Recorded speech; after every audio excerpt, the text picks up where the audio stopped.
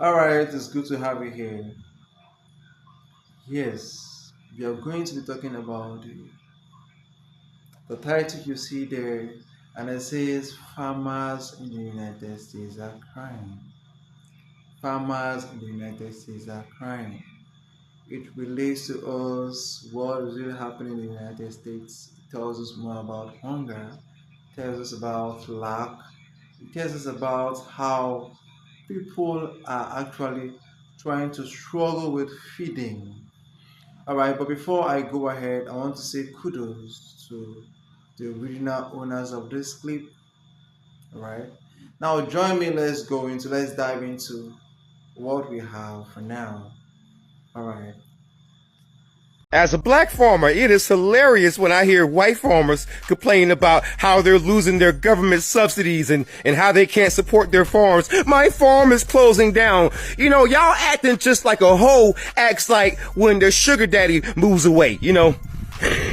You start crying because he don't leave that light bill money on the freaking nightstand he used to, huh? No, stop crying. Stop bitching. Your people have had centuries of a head start on black farmers. And yet, for some reason, every other video that I seen on damn Farm Talk, you know, the farm side of freaking TikTok, I'm seeing white farmers bitching, whining, and complaining. Excuse me, my people couldn't even read at one point. So why in the hell am I doing less bitching than you? You've been given everything. Imagine being so privileged that you're sitting on stolen land crying, Daddy government, come save me. I can't afford to pay for my stolen land. Damn! We're just absolutely fucked as farmers, guys. Everything is so fucked, and I do not see anybody surviving this farm crisis that we're in. Guys, look, one of the best splorn crops that I have ever raised in my life. And because of the tariffs, China will not fucking buy it. And they are the only country in the world other than, well, they are the only country in the world that buys splorn. And so now I'm literally just chopping it, blowing it on the fucking ground because it's fucking useless. It's valueless. There's nothing I can fucking do to it. I am going to need government assistance to make it through this fucking crisis until these tariffs end. Look, I've never raised a splorn crop like this, guys. And this is just fucking heartbreaking to me. I don't know how I'm gonna survive. You know, Trump said he fucking loved us farmers, and here I am just blowing my splorn crop all over the ground. Hopefully he works a deal out where Antarctica and Mars will start buying this splorn and save the farmers. I'm sorry, splorn crop, but you're fucked. Right now, we're in a very dire situation. September's upon us, harvest is starting in the deep south, and we have 0 bushels of soybeans on the books to be sold to China for this current crop that's about to come out of the field. Historically, over the last 5 years, about a third of soybean sales to China would be booked. China amounts to 25% of our total U.S. soybean crop. So that would be 8 or 9% of the whole U.S. crop would normally be on the books with China right now, and we have 0. That is alarming. The farm economy as a whole is struggling. Inflation has caused our cost of production to rise drastically on every front. Commodity prices, in particular soybeans, are down about 50% from where they were 3 years ago. And our numbers are deeply in the red. And we send this letter to President Trump because we've been talking for months about needing to have sales in place, a deal in place, a phase 2 type agreement that has purchase commitments along with a level playing field on trade with no tariffs. And we haven't had anything happen, unfortunately. And our appeal to President Trump and his administration is make soybeans a priority in any trade negotiations that are taking place. Soybeans are the #1 agriculture export to China. And in the last trade war, it was 71% of the losses that we had as American farmers. And they're critical. Yeah, so if we look at, and we're going to divide. So I'll stay with grain and oilseeds because that's what I do day to day. But I just have to say one thing about livestock. For livestock folks, we're in good world for them right now. So I'd love to be able to have as good a world that they're having in GNO, but we just don't. And so there's just so many things, and it's really a supply story this year. When you think about across the globe, we haven't had a year where every country's almost in all 8 cylinders where we're getting full production. And that's where we are right now. It's also, too, a bit of a dichotomy in the U.S. is that we're building corn stocks, but the world is not. It's just the opposite in soybeans, where the world's building soy stocks and we're not. And so it's a very weird world, but the fact is we just have so much supply in the world, that's just going to keep prices, really on the defensive. I've said it before, but it's worth saying louder this time. Trump's most loyal supporters, America's farmers, are getting stabbed in the back in broad daylight. And the latest insult isn't just a paper cut, it's a gut punch. While U.S. farmers are drowning in mountains of unsold soybeans, Trump is opening the floodgates for Argentina to dump cheap exports into the very markets American growers just lost. Call it poetic justice. Call it FAFO. But the betrayal couldn't be clearer. Argentina and Brazil, down in South America, they're our biggest competitor in soybeans and corn. Sometimes they raise 2 or 3 crops of corn. They always raise a big soybean crop. But Argentina is a huge competitor for the United States. We just sent them $20 billion.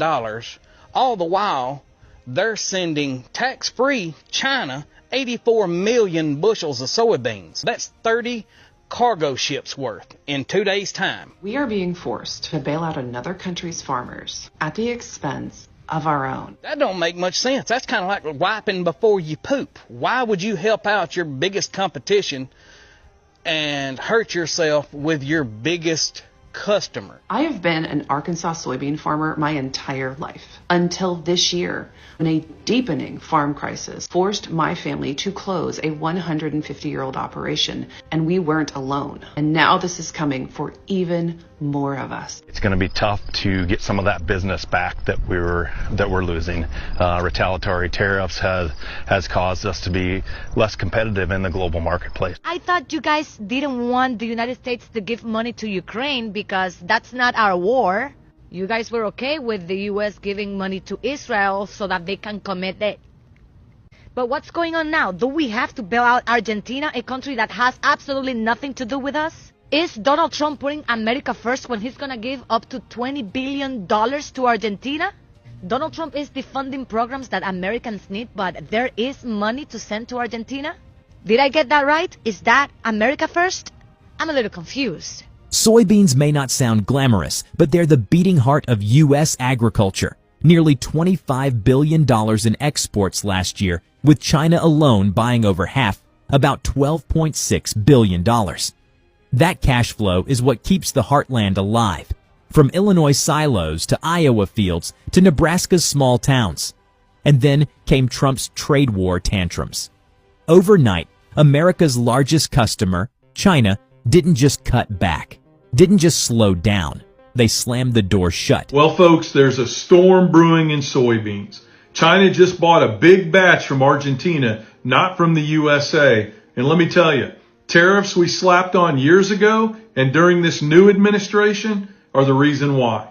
Here's what happened, according to Reuters. Argentina suspended export taxes, making their soybeans cheaper on the international market. And China swooped in and booked at least 10 cargoes, each around 65,000 tons. Meanwhile, not a single cargo from the brand new American harvest. We got cut out of the deal completely. Now, this isn't just about Argentina dropping taxes. This story starts years ago and continues through this new Trump administration with the U.S.-China trade war. When America slapped tariffs on Chinese goods, Beijing hit back with retaliatory tariffs on U.S. soybeans. This made our beans more expensive for Chinese buyers. Now, here's the thing. Once China got burned, they learned not to rely so heavily on American soy. They started building long-term supply from South America, Brazil first, and now Argentina. So every time tariffs went up, U.S. farmers paid the price, not the folks in Washington, D.C. We lost trust and we lost market share. So now, with Argentina's beans cheaper, China doesn't even look at us. That means less demand for American soybeans. Less demand means lower prices. For farmers already fighting high fuel and fertilizer costs, this isn't just a headache, it's the difference between profit and loss. And this isn't a one-off. If China keeps buying from Argentina, it cements a pattern. America gets sidelined while South America gets stronger. And markets don't forgive lost trust. Once a buyer moves on, they don't always come back. That's the real danger of these tariffs wars. You win the headline fight, but you lose the customer forever. Tariffs sound tough in D.C., but out here where we raise these crops, they land like a hammer. Farmers didn't pick the trade fight with China, but they've been paying for it every harvest. We produce the best beans in the world, but when tariffs make our crop more expensive, China shops elsewhere. And now, Argentina, with this tax break, slips right in.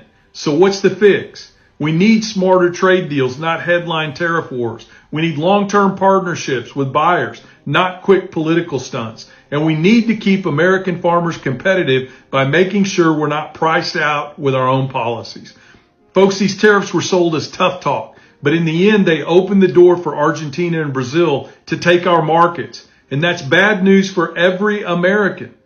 If you care about keeping American farms alive, if you care about protecting the U.S. food supply and keeping food inexpensive for Americans, share this video with your neighbors and tell them these trade wars are costing us. And it's not just the farmers in rural America that are paying the price. Pretty soon, it's going to be all of us. Meanwhile, American farmers stare at silos bursting with unsold beans and prices that have collapsed to 5-year lows. If Trump were trying to bankrupt Illinois farmers on purpose, what would he be doing differently? And here's where the FAFO energy really kicks in. These are the same farmers who cheered when Trump promised to deport immigrant workers and slap tariffs on foreign goods. Now, their fields are empty of labor, their markets are gone, and their bills are piling up. It's like watching someone set their own barn on fire because the arsonist told them it would keep them warm. Spoiler, it didn't. The fallout isn't abstract. American Soybean Association President Caleb Ragland called the situation overwhelming.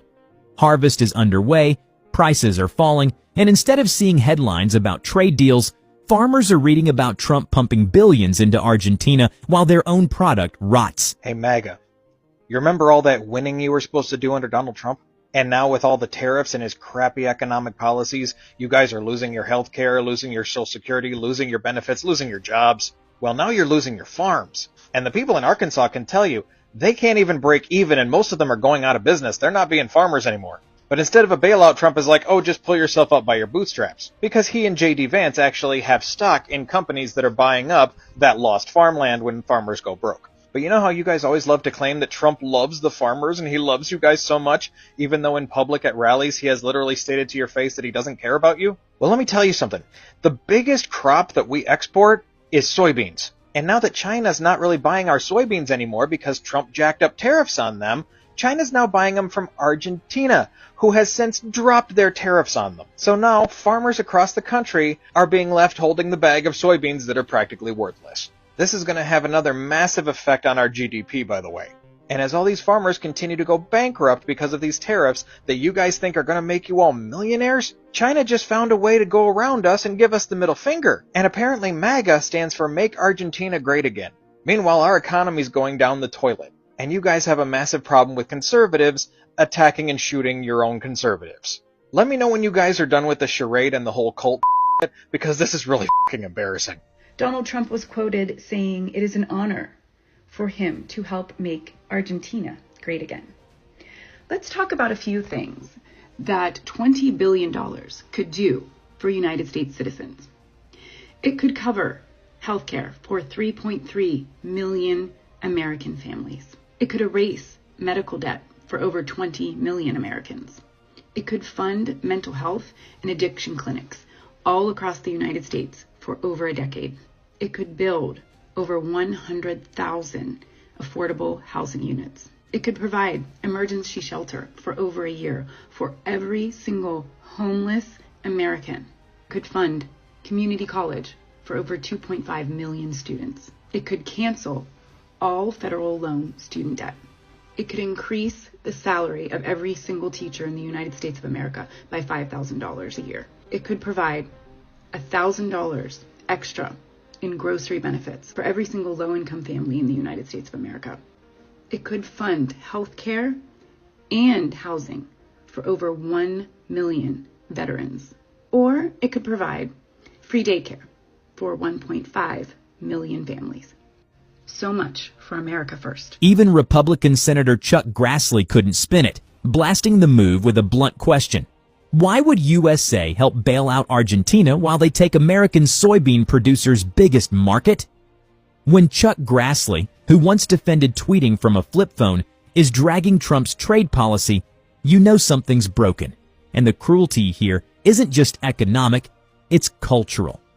For decades, soybean farmers were told they were America's backbone, the salt of the earth, the true patriots. Trump sold them that myth, then ripped it up the second it suited him. Trump's illegal tariffs have single-handedly destroyed the U.S. soybean market. As of yesterday, the price of soybeans is about $9.34 here in Iowa. The cost of production is anywhere from $11 to $11.50. So per bushel of soybeans, it's about a $2 loss. And when you add the fact that it's about 50 bushels in an acre of soybeans here, you can do the math to see how bad things are. He doesn't see farmers. He sees numbers on a balance sheet, pawns in a tariff war he can't win, and voters too loyal to notice he's selling them out in real time. The irony? Argentina and Brazil harvest their soybeans months before American farmers do. So by the time U.S. crops are ready, the Chinese market is already stocked. American farmers aren't just losing a season, they're losing a permanent customer base. Once you're replaced in a global supply chain, it's a game over. And yet, the betrayal goes deeper. Historically, 60% of Iowa soybeans have gone to China. With Trump's trade wars from his first administration, the U.S. has become an unreliable supplier. So instead of these soybeans going to China, it's soybeans from South America, like places like Brazil and Argentina. That leads to more grains going to be left in the bin, which means to oversupply, which means to lower prices. So here's what we need to do. We need to demand trade, not aid. Farmers don't want a bailout, they want markets. The second thing we need to do is push for competition, both on the market side and especially on the input side with seed and fertilizer costs. Here's the bitter truth. Soybeans made up nearly 20% of America's cash crop receipts last year. Without exports to China, that number craters. Futures markets are tanking, farmers are drowning in debt, and the so-called bailouts to U.S. farmers are nothing but band-aids on a gaping wound. Meanwhile, Argentina and Brazil are locking down long-term contracts with China that will keep American soybeans out of the game for years. So, let's call it what it is. Betrayal. Trump promised farmers prosperity. What he delivered was bankruptcy, broken supply chains, and foreign competition financed by American dollars. The Heartland thought they were voting for a champion. What they got was a con man who bankrupted casinos, now bankrupting them. So I posted this weekend about this incredible bailout that Treasury Secretary Scott Bessent announced, where he's sending $20 billion down to Argentina because the chainsaw-wielding, leather jacket libertarian down there, Javier Milei, drove their economy into the ground by trying to do a Doge-like situation there. Now, Bessent is a former hedge fund guy. The bunch of hedge funders in the United States went long on Argentinian debt, like they thought, oh, this is going to work great. We're going to take a chainsaw to Argentina and the economy is going to recover. Instead, the economy nosedived. So now Bessent is bailing out these hedge fund guys. Now, who he also is bailing out is China, because Argentina was able to use the $20 billion we sent to cut prices for soybeans that they're selling to China. And China is trying not to buy them from us because Trump started a trade war with China. Now, so that's the backstory I told over the weekend. Today, you have an incredible photo taken by a photographer at the Treasury Department of the White House, snapping Scott Bessent's phone. On Scott Bessent's phone is a text message from Agriculture Secretary Brooke Rollins to Bessent and one other person. It looks like JG are the initials. I can't quite tell who the second person is. If anybody has any guesses, you can put them in the comments. But if it's difficult to read, here's what the text message to her says. She says, I'm getting more intel, but this is highly unfortunate. We bailed out Argentina yesterday, parentheses Bessent, and in return, the Argentines removed their export tariffs on grains, reducing their price, and sold a bunch of soybeans to China at a time when we would normally be selling to China. Soy prices dropping further because of it. This gives China more leverage on us. So there's Trump's agriculture secretary basically sounding like me. And here's the part that should keep every farmer awake at night. This isn't just a temporary market hiccup. This is structural. Once China finds a cheaper, steadier partner like Argentina or Brazil, they don't just flip back when it's convenient for us. Trade relationships are like marriages. When the trust is broken, the partner who left doesn't usually come crawling back. They move on. And in this case, they're moving on with billions of dollars worth of contracts that should have gone to American farmers but are now securing long-term deals with our competitors. Trump didn't just fumble the bag. He gift-wrapped it and handed it to Buenos Aires and Sao Paulo. But it's not just about soybeans. It's about what soybeans represent. Agriculture is the one thing America has always done better than almost anyone else. The vast land, the technology, the know-how. This was our ace card. When manufacturing jobs left, when coal mines closed, we could always point to the heartland and say, at least we feed the world. Now, even that claim is crumbling. Under Trump, the U.S. isn't the breadbasket of the world anymore. It's the guy at the poker table watching his chips slide over to the competition while pretending he's still winning. North Dakota farmers are in a bit of a crisis right now, and it seems like people outside of the state are paying attention, so I think it's time that we talk about it. North Dakota soybeans naturally go to the elevator at harvest. Some are stored, but not many. However, this year, we have no sales to China. Zero. Zilch. Goose egg. And we rely a lot on P&W exports. Because we don't really have an export program, we don't have a good basis. Our typical basis around harvest is like 75 under. Right now we are between $1.15 and $1.50 under. And some places are just contract only, which means they won't take any soybeans that aren't contracted, and some of them won't take any new contracts either. That means that when we're harvesting soybeans, we're going to put them in a bin. Bins are typically used for corn. When we get into corn harvest, we don't got anywhere to go with it. We have to go to the elevator with it. It's going to put more pressure on the corn basis. It's going to put more pressure on the ethanol basis. And we're just going to have ground piles, bags. It's not fun. If you don't have a logistics plan, you're kind of SOL. The problem's real. And I can tell you right now, it's not going to be solved with a government payment. American soybean farmers, let's have a chat. One farm family to another. Are you aware that Trump is planning to send $20 billion to Argentina to bail them out? All because his buddy is running for re-election. He wants to make sure he gets re-elected. He's bailing them out. Plus, Argentina just made a humongous deal with China and took your biggest soybean market. So now China, they don't need any American soybeans. They get everything they need from Argentina. Plus, Argentina is getting your tax dollars to bail them out. Trump doesn't plan to give you any bailout. He said maybe when the tariffs start paying off, that he'd give you a little something, but I wouldn't hold your breath on that one because we've all figured out by now, right? That's a tax on the consumer. And that's what's killing your farm. And if you think this is just about dollars and cents, look at the ripple effect. Small-town banks depend on farm loans being repaid. Equipment dealers depend on farmers upgrading their tractors and combines. Rural schools depend on property taxes tied to land values. When soybean prices tank, it's not just the farmer hurting, it's the entire ecosystem around them. Trump isn't just bankrupting individuals, he's hollowing out communities. The very same real America he claimed he was fighting for is being gutted in slow motion. Now, here's where it gets even uglier. While Trump's tariffs choke American farmers, his administration's bailout of Argentina wasn't just random generosity. It's geopolitics. And it's politics at home. Argentina gets cash, cuts export taxes, and suddenly looks like a reliable supplier for China. Meanwhile, Trump gets to brag about fighting socialism in South America and scoring a foreign policy win while his own farmers lose everything. It's the art of the deal, Trump style. Sell out your base, then blame someone else when the checks bounce. And the cruelty goes one step further. Remember how Trump loved to frame himself as the savior of forgotten Americans? Those forgotten Americans are now literally being erased from the market while their supposed champion is financing their rivals. It's one thing to get betrayed by your political enemy. It's another to get gutted by the man you cheered for at every rally, the one you put your hopes and your vote into. That's not just betrayal. That's humiliation. But here's the kicker that few people are talking about. Soybeans aren't just food. They're politics. They're energy. They're international leverage. Soybean oil goes into biodiesel. Soybean meal feeds livestock, and soybean futures are a key barometer for global commodity markets. When America loses control of soybeans, it loses more than farm income.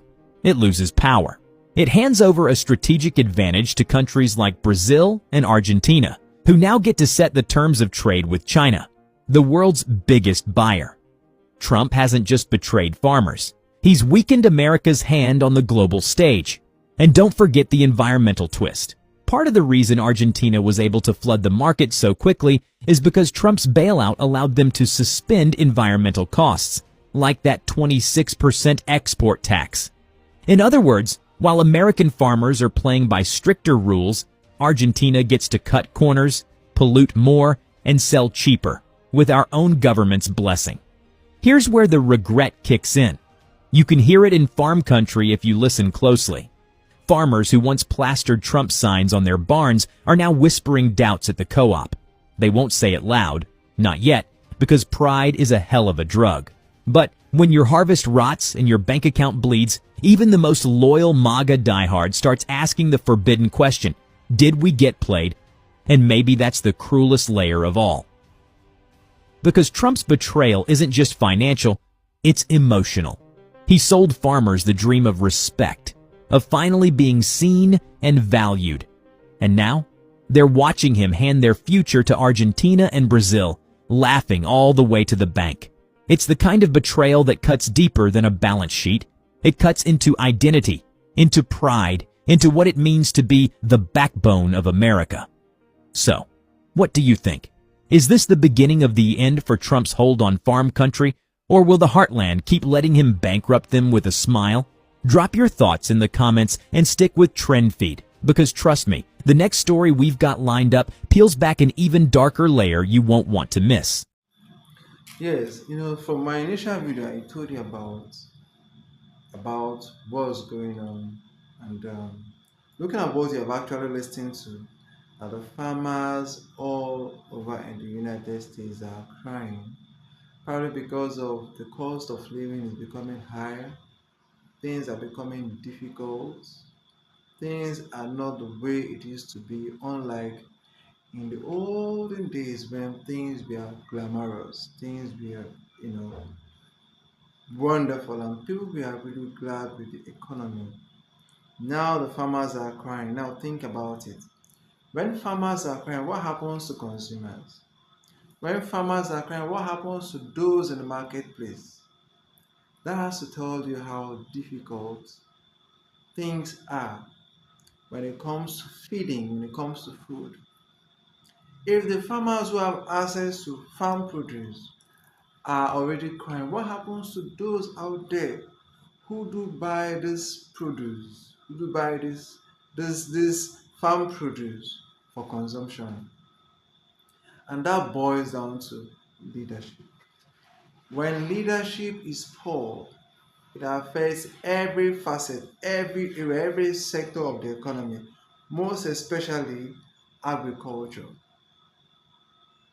When you also look at other countries, you're going to agree with me that when the economy works well is when agriculture is imbalanced. Okay? When agriculture is not balanced, when agriculture is affected negatively, somehow, some way, the economy is going to be a mess. And when agriculture is affected, there will be hunger. I don't want to believe that anyone will say the government is good, the government is fine when there is hunger, when there is lack of food, when people are crying, even when they have this money, but they cannot make purchase of what they need. All right, now when you look at Nigeria, take Nigeria as a case study. I'm a Nigerian. Take Nigeria as a case study. There was a time when foodstuffs became super expensive. We couldn't even buy, even when you have this money. You discover that the cost of living went so high, it skyrocketed, and salaries earning remained at the same level. And a whole lot of persons were crying and looking for how to meet up ends meet. And that is because this sector, agricultural sector, is affected. Then there was nothing like the farmers in Nigeria were crying. But now you can imagine what it means. A great country like United States, and it's all over in the nets that the farmers are crying. Well, this is time to actually know what to do as citizens. This is actually know what to do when it comes to choosing leadership. This is actually time for you to understand that when you're casting your votes, you don't just need to, look at the color of your skin. You don't just need to look at what, selfish interest you're going to benefit. But you need to look into the future. You need to understand, who am I casting my votes? Who am I voting into the system? Because the leaders determine the hardship of the nation.